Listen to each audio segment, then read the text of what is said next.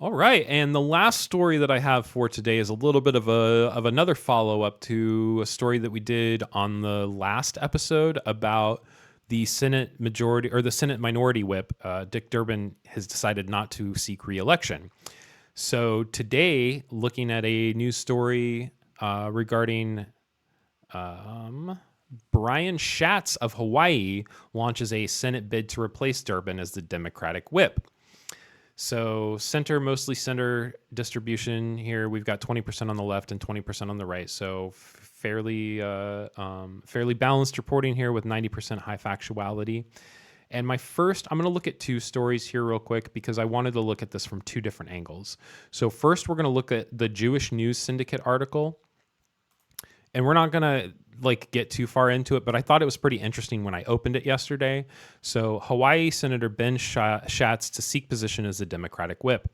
If he wins, Jewish lawmakers will hold the top 2 Democratic posts in the U.S. Senate. I thought that was pretty interesting that was like their top headline on this. So it's interesting that the Jewish News Syndicate is coming at this from a place of let's get more of our people into the lawmaker position. But come over to look at the story from Axios. So it just kind of goes down over some things here, some little points. Senator Brian Schatz of Hawaii is off to a blistering pace as he tries to succeed Senate Democrat whip Dick Durbin. Why it matters: unlike some of his colleagues, Schatz's ambition to win the Senate minority leader. Okay, so they're saying that he doesn't even want the whip position. He wants Chuck Schumer's position. So he's trying to climb the ladder, is what it seems like. But I don't know.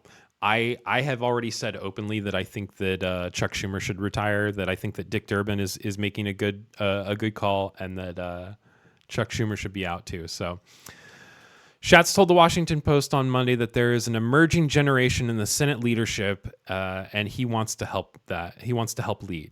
So again, Brian Schatz is recognizing that the leadership is too old. We need leaders like Mitch McConnell and Nancy Pelosi and Dick Durbin and Chuck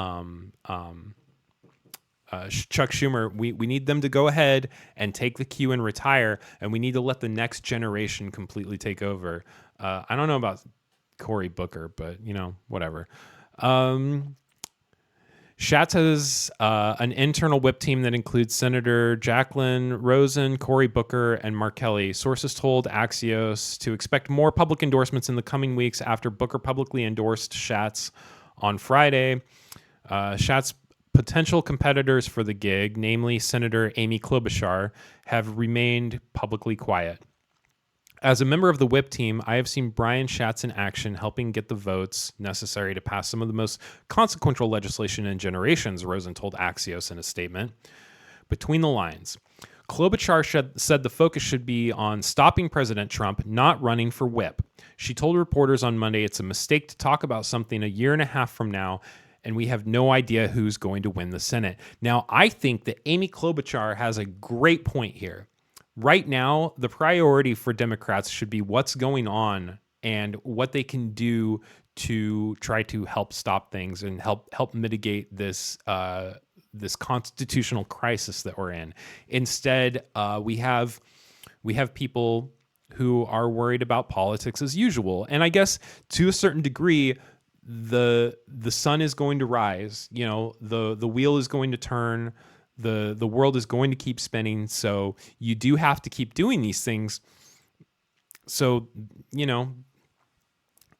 I would say that Amy Klobuchar has a little bit of a point, but at the same time, she's one of those older people who I believe. I'm not.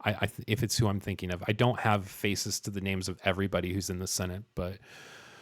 Zoom in. Sources point to other factors that give Schatz a leg up on the whip race. He embraces the tedious but critical politics of the Senate floor. That's probably super important because I think that's why some people, some of the new younger faces in politics, maybe mostly the House, but they don't, they seem to be a little bit of apart from the establishment because they are unwilling to to embrace those Washington politics.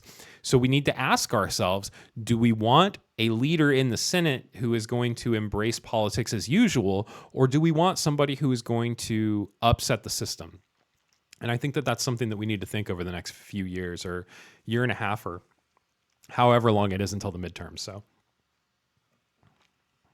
he has a track record on Durbin's whip team, serving as the Democrats' chief deputy whip in this Congress. In 2023, he hired longtime Durbin advisor Rima Dodin to serve as his chief of staff. So it seems to me that Brian Schatz has been ready to do this for a while. Like, he's probably realized, hey, as soon as Mr. Durbin or Mr. Schumer retires, that's a position that I want to get into, and this may be the best way that he could possibly take over for Chuck Schumer if Schumer stays on for another 6 years or 3, 4 years. I don't know when his term is up, if it's 2 years, 4 years, or 6 years, but if Brian Schatz is the Democratic whip underneath Chuck Schumer, then that would give him a leg up to be the Democratic Senate leader once Chuck Schumer hopefully takes the